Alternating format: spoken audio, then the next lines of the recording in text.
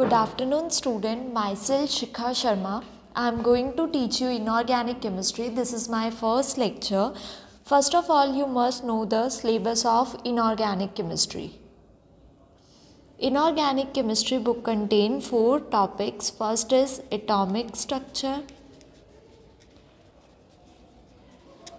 Second is periodic properties.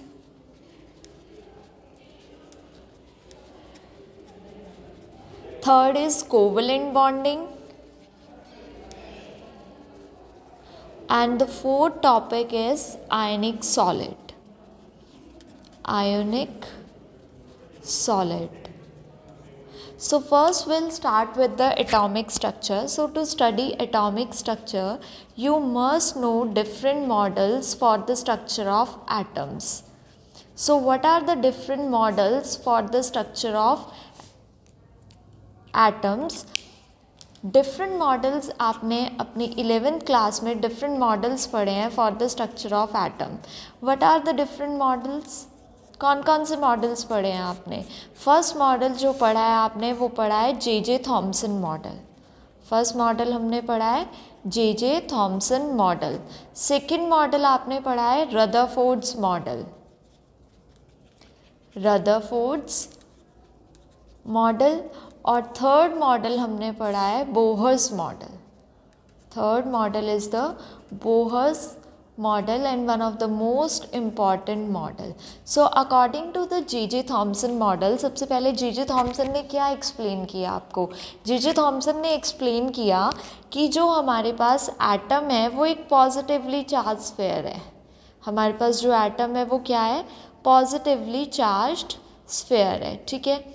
और जो electrons हैं that is negatively charged electrons are embedded inside the atom just like a watermelon seeds are embedded inside the watermelon. ठीक है. तो उन्होंने ये तो बता दिया, ठीक है, कि एटम पॉजिटिवली चार्ज है, उसके अंदर इलेक्ट्रॉन्स एम्बेडेड है. ठीक है. तो इसका मतलब उन्होंने बोल दिया कि एटम इज़ न्यूट्रल. उन्होंने ये तो बोल दिया एटम न्यूट्रल है. बट इसके बाद बहुत सारे कुछ ड्रॉबैक्स हैं जे थॉमसन मॉडल के. जैसे कि जे थॉमसन मॉडल ने अल्फा स्कैटरिंग एक्सपेरिमेंट एक्सप्लेन नहीं किया जो कि रदरफोर्ड मॉडल ने एक्सप्लेन किया.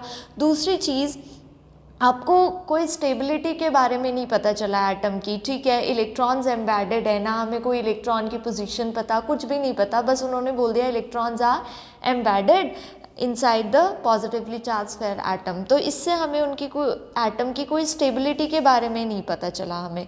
तो इसको फर्दर मॉडिफाई करने के लिए हमने कौन सा मॉडल स्टडी किया? Rutherford model. तो रदरफोर्ड मॉडल में आपने क्या स्टडी किया है? रदरफोर्ड मॉडल बोलता है, रदरफोर्ड ने बोला था कि अगर हम थिन गोल्ड फॉयल लेते हैं, क्या लेते हैं?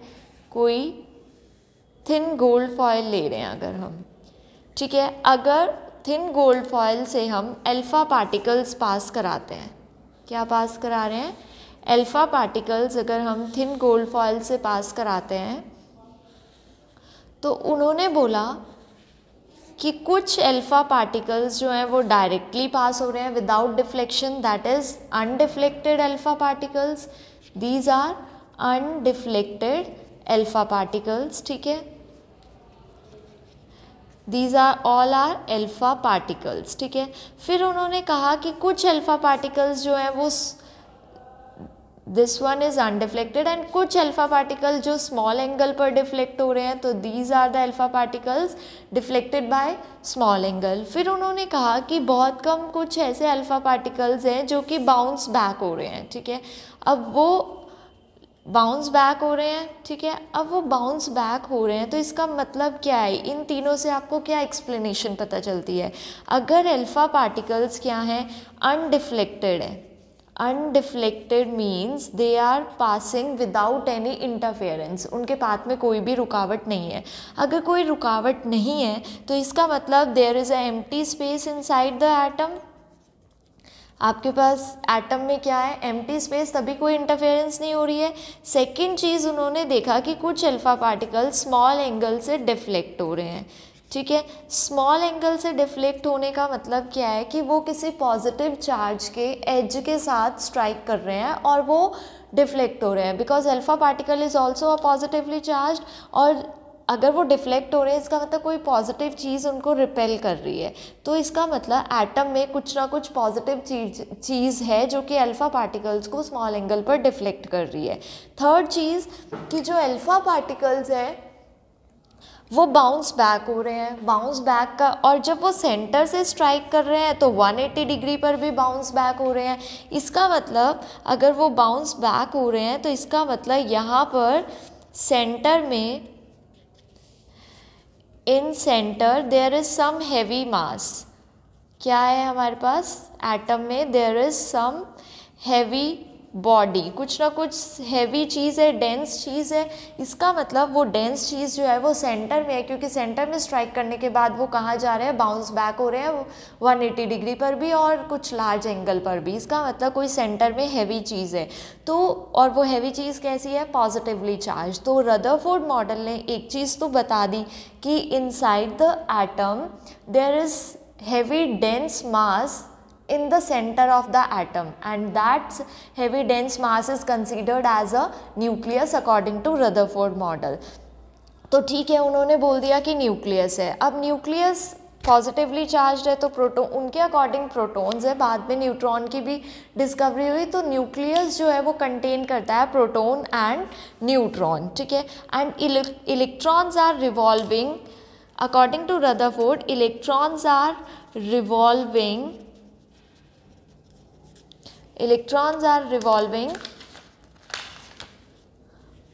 around the nucleus in a circular orbit. कैसे रिवॉल्व कर रहे हैं इलेक्ट्रॉन्स? सर्कुलर ऑर्बिट्स में, ठीक है। उन्होंने ये चीज़ बता दी कि electron revolving around the nucleus in a circular orbit. But अब यहाँ पर ड्रॉबैक आ जाता है हमारे पास रदरफोर्ड का। एक ड्रॉबैक हमारे पास क्या आता है कि अगर कोई चीज़ आपके पास यहाँ पर क्या है? न्यूक्लियस, और electrons are revolving around the nucleus in a circular path, ठीक है। अगर कोई अकॉर्डिंग टू मैक्सवेल के अकॉर्डिंग क्या होता है हमारे पास कि अगर कोई चार्ज स्पीशी, कोई भी चार्ज पार्टिकल अगर सर्कुलर मोशन में है, कैसा है? सर्कुलर मोशन में है, तो वो कुछ ना कुछ रेडिएशन क्या करेगा? Will emit some radiation. और जब रेडिएशन एमिट करेगा तो आपको पता है कि इलेक्ट्रॉन विल लूज एनर्जी, और जब इलेक्ट्रॉन की एनर्जी लूज हो जाएगी तो एक टाइम आएगा when electron falls in the nucleus and the structure of the atom will destroy. तो ये चीज़, ये सबसे बड़ा ड्रॉबैक है किसका? हमारे पास रदरफोर्ड मॉडल का। तो रदरफोर्ड मॉडल ने कुछ हद तक एक्सप्लेन कर दिया, yes there is a nucleus in the centre and electrons are revolving around the nucleus in a circular path, ठीक है। बट अभी भी प्रॉपर ड्रॉबैक की वजह से हमें फर्दर मॉडिफिकेशन की ज़रूरत पड़ी रदरफोर्ड मॉडल में। तो थर्ड मॉडल जो आता है वो आता है हमारे पास Bohr's model. This is one of the most important model. Bohr's model ने हमें क्या बताया? बोहर्स मॉडल एक्सप्लेन करता है कि yes there is a centre inside the atom and electrons are revolving around the nucleus in a circular orbit and these circular orbits have fixed energy, ठीक है।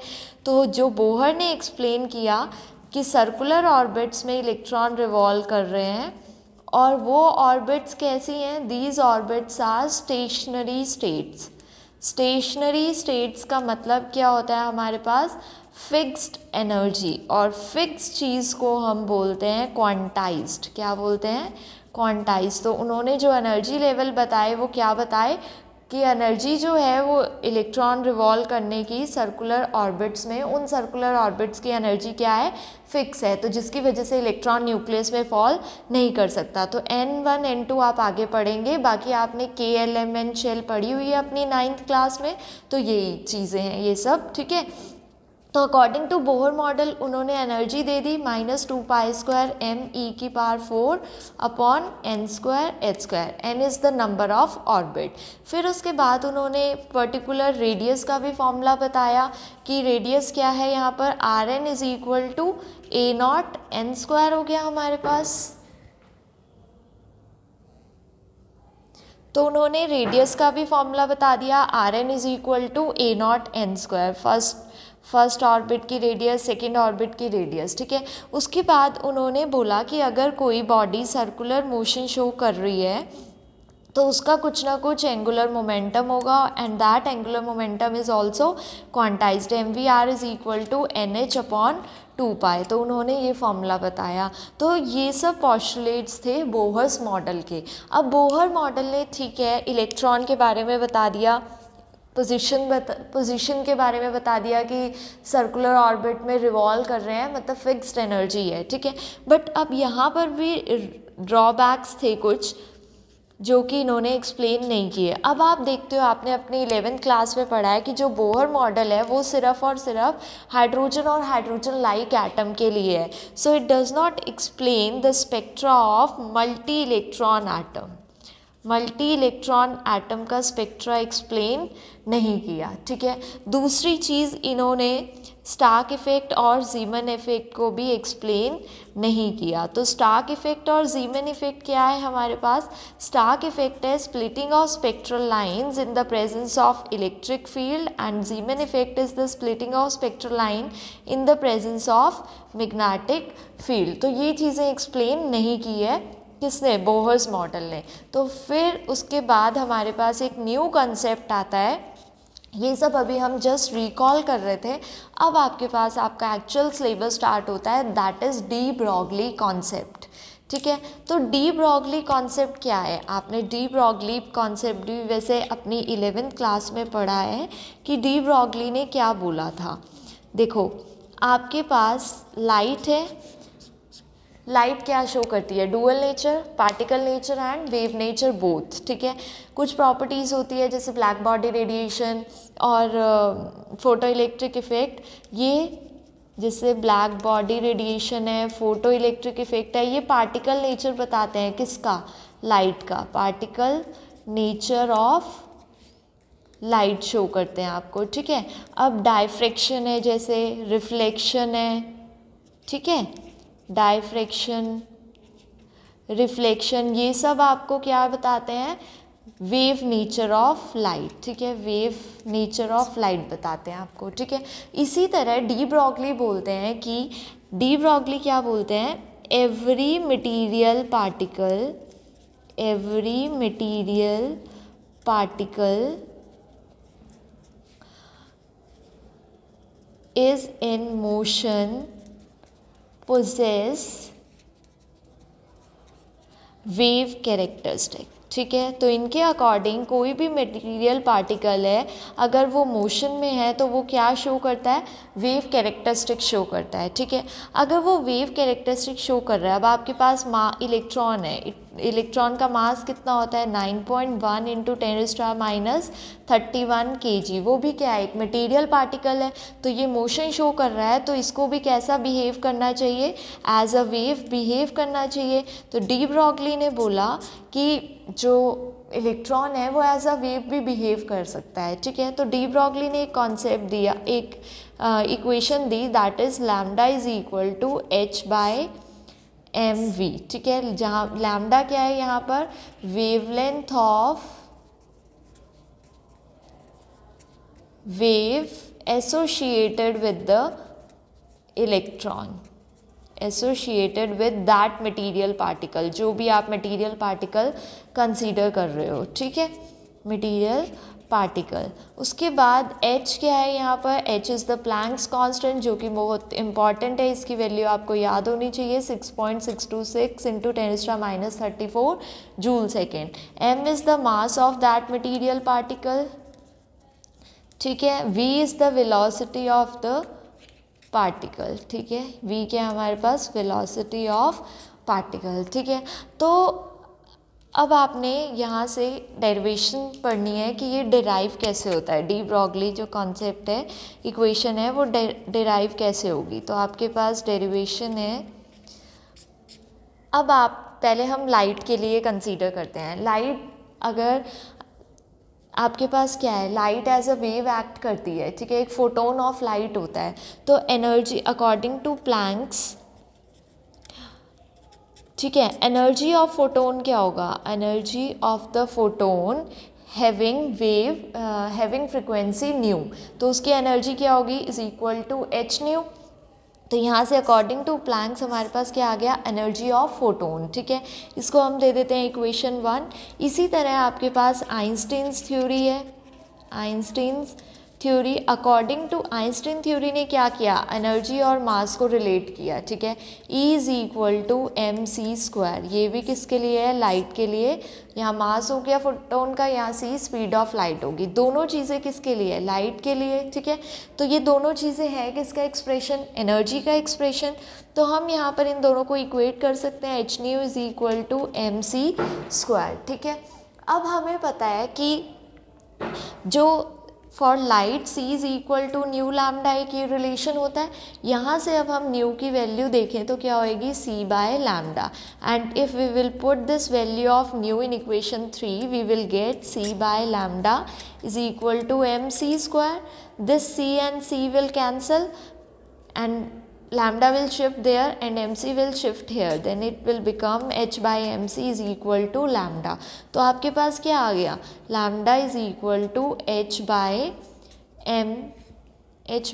mc, ये हमारे पास क्या आ गया, h by mc। तो ये तो है फॉर फोटोन ऑफ लाइट, ठीक है। बट अगर आपने किसी और पार्टिकल के लिए देखना है तो यहाँ पर lambda is equal to h by m c किसके लिए है, फोटोन ऑफ लाइट के लिए। c क्या है यहाँ पर, स्पीड ऑफ लाइट, ठीक है। अब अगर कोई और मटेरियल पार्टिकल की बात करनी है तो वो यहाँ पर क्या हो जाएगा, h by m v, v क्या हो जाएगा, velocity, m mass of that particle. अगर इलेक्ट्रॉन की बात करनी है तो m क्या हो जाएगा यहाँ पर 9.1 इंटू 10⁻³ kg। तो ये तो है हमारे पास डी ब्रॉगली कॉन्सेप्ट। अब हम डी ब्रॉगली इक्वेशन की हेल्प से फर्दर एक और एक्सप्रेशन निकालेंगे कि हम वेवलेंथ कैसे कैलकुलेट कर सकते हैं, ठीक है। Calculation of wavelength by another formula, ठीक है। तो अगर आप किस इलेक्ट्रॉन को मान लो एक्सेलरेट कर रहे हो बाय अप्लाइंग सम पोटेंशियल, ठीक है, मान लो we are giving a potential of voltage V, ठीक है, हम पोटेंशियल प्रोवाइड कर रहे हैं ऑफ वोल्टेज V, किसको, टू द इलेक्ट्रॉन, ठीक है, ताकि वो क्या हो जाए, इससे इलेक्ट्रॉन क्या हो जाएगा, एक्सेलरेट हो जाएगा। तो उससे क्या होगा, it will acquire some kinetic energy, तो वो क्या करेगा, कुछ ना कुछ काइनेटिक एनर्जी एक्वायर करेगा। And we know that kinetic energy will equal to v E, V is the voltage, E is the charge on that electron, ठीक है। And we also know the formula of kinetic energy is half mv square, so we'll put here and we will equate these two, ठीक है। फिर यहाँ से हम V की value calculate करेंगे, V square is equal to v e upon m into 2। इस V और इस V में कंफ्यूज नहीं होना, वेलोसिटी के लिए हम ऐसे कर देंगे और इसको सिंपल कैपिटल V रखेंगे। Now V is equal to √2VE upon m, इतना क्लियर है। Now will put this value of V in the de Broglie concept. We know de Broglie is lambda is equal to h by mv. We put the value of V here, then lambda will become h upon m √2VE upon m, ठीक है, इतना clear है। अब हम क्या करेंगे, इस m को, ये m रूट से बाहर है, अगर मेरे को रूट के अंदर लाना है इस m को, तो यहाँ जाके ये क्या हो जाएगा, स्क्वायर हो जाएगा, 2VE m square upon m, इससे इस m से ये m कैंसिल हो जाएगा, तो हमारे पास क्या आ जाएगा, lambda is equal to h by under root 2mve। आपके पास ये एक्सप्रेशन आ गया है, ठीक है। अब इस एक्सप्रेशन में आप नोट करोगे कि h जो है वो कांस्टेंट है, m जो है वो कांस्टेंट है, मास ऑफ इलेक्ट्रॉन, v जो है वोल्टेज वो हम प्रोवाइड कर रहे हैं अपनी मर्जी से, तो v is not constant, e is the charge on electron, then it is constant, 2 is constant. तो अगर हम सारी वैल्यूज़ यहाँ पुट करते हैं तो हमारे पास क्या आता है, lambda is equal to 12.29 into 10⁻⁻10 upon under root v metre, unit of lambda is metre. तो ये हमारे पास एक एक्सप्रेशन आता है in relation to the voltage. तो हम यहाँ से भी de Broglie concept, de Broglie wavelength calculate कर सकते हैं। अब आपको एक क्वेश्चन देती हूँ मैं, आपके पास एक क्वेश्चन है फॉर प्रैक्टिस। मान लो we have to calculate the wavelength of electron moving with the speed of 1% of the speed of light, ठीक है। उसकी वेलोसिटी कितनी है, जहाँ मैं स्पीड और वेलोसिटी बोल रही हूँ वहाँ पर वेलोसिटी कंसीडर करना है, ठीक है। Velocity of electron is 1% of the speed of light, ठीक है। अब आपको ये सबसे पहले आपको देखना होता है, जब भी आपने कोई न्यूमेरिकल करना है आपने हमेशा नोट करना है कि गिवन क्या है और फाइंड आउट क्या करना है। तो लैम्डा इज़ इक्वल टू, आपको लैम्डा कैलकुलेट करना है और गिवन क्या है, velocity, velocity is equal to 1% of the speed of light, ठीक है। ये आपको गिवन है, तो आपके माइंड में एकदम से स्ट्राइक करना चाहिए कि कौन सा फॉर्मूला लगेगा, lambda is equal to h by mv। अब 1% स्पीड ऑफ लाइट का मतलब 1/100 इंटू, परसेंट के लिए हम 1/100 करते हैं, स्पीड ऑफ लाइट 3 इंटू 10⁸, तो ये 100 कैंसिल, तो हमारे पास कितना आ गया, 3 इंटू 10⁶ मीटर पर सेकेंड, ठीक है। अब हम ये वैल्यू यहाँ पुट करेंगे तो lambda is equal to h कितना है, 6.626 इंटू 10⁻34, मास ऑफ इलेक्ट्रॉन हमारे पास कितना है, 9.1 इंटू 10⁻31 kg, वेलोसिटी हमने कैलकुलेट कर ली 3 इंटू 10⁶। अब -31 से आप नोट करोगे कि ये -34 कैंसिल हो गया, कितना बचा, -3, ये 6 अगर ऊपर जाएगा तो कितना बचा, -9। इससे हम इसको कैंसिल काट के देखते हैं, 3 2 ज़ा 6, 3 2 ज़ा 6, 0 3 8 ज़ा 24, तो हमारे पास क्या है, 2.208 डिवाइडेड बाय 9.1 इंटू 10⁻⁹। जब हम इसे सॉल्व करेंगे तो आपने इसको सॉल्व कर लेना है और इसकी वैल्यू मुझे नेक्स्ट क्लास में ऑफलाइन बतानी है कि जब भी क्लास ऑफलाइन होगी तब मैंने ये पूछना है। और आपको अगर किसी भी चीज़ में, किसी भी टॉपिक में कोई भी डाउट है तो आपको ऑफलाइन ही पूछना है, ठीक है। बाकी आप कांटेक्ट कर सकते हो अगर कोई भी टॉपिक अगर आपको क्लियर नहीं है, ठीक है। इसके बाद नेक्स्ट क्वेश्चन है आपके पास, हम वोल्टेज के थ्रू करते हैं, ठीक है। अब आपको जो वोल्टेज प्रोवाइड की है हमने इलेक्ट्रॉन को, वो प्रोवाइड किया हमने 1 किलो वोल्ट। कितनी प्रोवाइड किया, 1 किलो वोल्ट। सेम आपको क्या कैलकुलेट करना है, लैम्डा कैलकुलेट करना है। तो आपके माइंड में फटाफट से आना चाहिए कि हमने एक रिलेशन पढ़ा है, lambda is equal to 12.29 into 10⁻⁻10 upon under root v metre, ठीक है। तो यहाँ पर जो 1 किलो वोल्ट है हमने उसको सबसे पहले वोल्ट में कन्वर्ट करना है, because volt is the SI unit, ठीक है। तो यहाँ पर आप जब इसे सॉल्व करोगे 12.29 इंटू 10⁻⁻10 अपॉन 10⁻³ आना चाहिए, तो मैं इसको ऐसे लिख सकती हूँ 10⁻² इंटू 10। तो हम इस 10 को तो बाहर कर लेते हैं, 12.29 इंटू 10⁻10 अपॉन 10 अंडर रूट 10, ठीक है। तो यहाँ पर 12.29 इंटू 10⁻11 हो गया, ये ऊपर चला गया, ये अंडर रूट 10। जब आप इसको सॉल्व करोगे तो कुछ ना कुछ वैल्यू आएगी और वो आंसर किस में आएगा, मीटर में। तो आपने इसको सॉल्व करना है, ठीक है। तो ये तो था हमारे पास डी ब्रॉगली कॉन्सेप्ट। तो आज का टॉपिक हमारा यहीं फिनिश होता है। अगर इस टॉपिक में आपको कोई भी डाउट है किसी भी तरह का तो आप पूछ सकते हैं हमसे। Thank you so much.